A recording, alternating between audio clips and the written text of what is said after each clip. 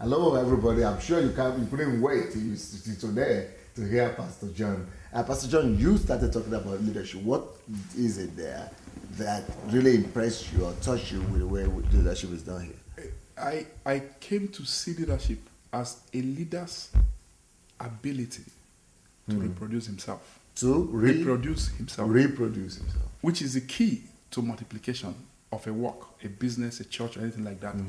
And I found out that Pastor Sunday took time to raise leaders. It was very deliberate. In fact, he said that in the early days, that people say leadership, they do it once a month, once in 3 months, that he taught leadership classes, was it daily or weekly? Yeah. You know, he had leadership classes. And he said something, he said because he didn't know who was going to be the best leader, yes, that he call everybody to the class. Or the church. And just kept teaching them.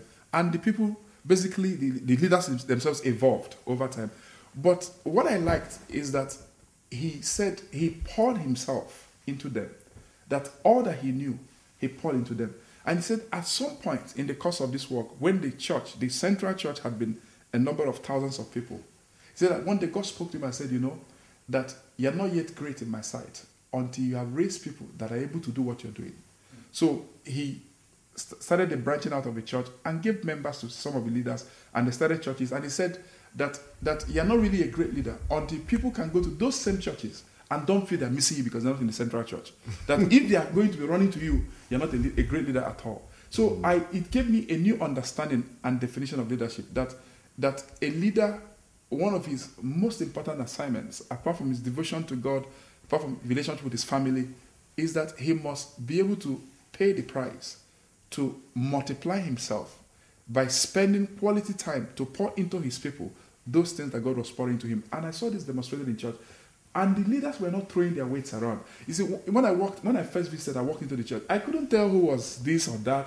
Very difficult. You know, in many places where I come from, you know, I joke sometimes, and I say it with the highest levels of respect, that if I'm in a church, even if my eyes were closed, I'm in a church. When the pastor walks in, I can tell. You know, your eyes are open. Even because but you know, it sounds funny, but to see Christ-like leadership, where the leaders, I didn't know them because of the way they walked, because of the way they were trying to imitate the pastor, but because people were basically trying the best that they can to be able to demonstrate Christ. I mean, the simplicity I saw on that trip, I've never forgotten. You know, the fact that you walk in, I work with many people, I interviewed many people. I didn't see people throwing their weight around, you know. Look, I'm the next to the pastor. Don't you know who I am? You know, and the emphasis was not on preaching ability, the ability to communicate the gospel, as so much as people trying to live out the gospel, the results, and so on and so forth. And these were my personal experiences, and it had a huge impact on me, that a leader must be willing to pay the price. And that leads me to the last thing, which I'll probably talk about partially now, maybe tomorrow, because I then asked him a question. You know, it was one of the questions on my. I said, what does it take for God to trust you with the things He's trusted you with? Or how is God able to use you the way He's using you? Your family and, the church, the way I saw it. I can't explain everything. You need to come to Ukraine to see. And those who have been here can understand what I'm saying, but I'm limited with words, basically. I was so enamored with what I saw. When I went to my people in church were saying, it's the only Ukraine we're going to eat in this church. Didn't you know God before you went to Ukraine? I mean, it was an issue. I've not even fully recovered from. But it just the kind of impact it had on me, But I asked him, and he gave me a list of things. He shared a list of things. He said that the man that will carry revival must have these qualities in them.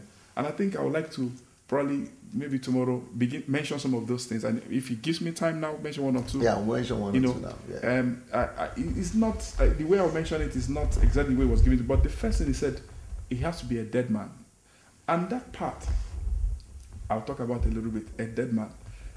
I was very impressed. And it's not because I'm here, talking with Pastor Sunday, but, if you ask me about Pastor Sunday, really, between the ministry that he has and the life that he lives, or who he is, I have never been confused. I would choose the life even more than the ministry.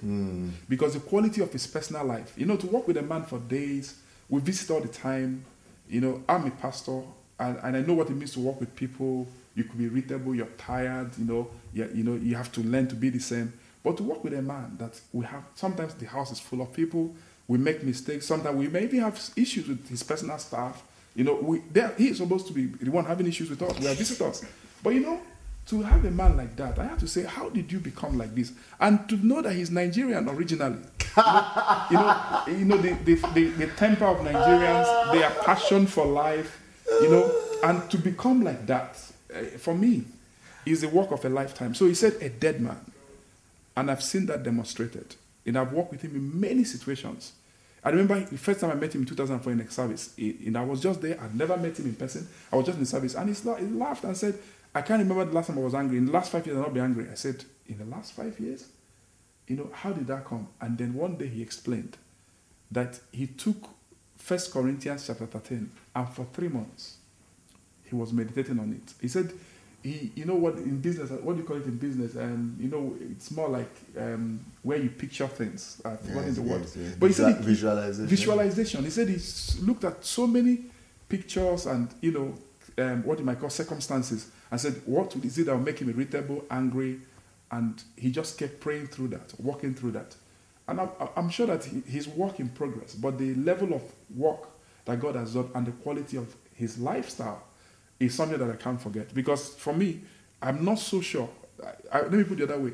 I believe that one of the reasons why God has trusted him with so much, that a movement like this, that a model for the 21st century church has to be in Kyiv, Ukraine. I believe that one of the reasons, it's not the only reason, because I'm not in God's place, is that he's been willing to carry such a move, to be such a person that he's able to allow God to flow through him unhindered. So that's one. Number two, breaking himself. Right? Breaking himself. And I want to stay with that topic. It's big for me. Because we'll continue tomorrow, because that is the basic for everything. Yes, please. So you are right. So thank you so much, Pastor John, and thank you, friends, for being with us. It's impossible to quit listening to Pastor John, and we'll continue listening to him tomorrow. God bless now.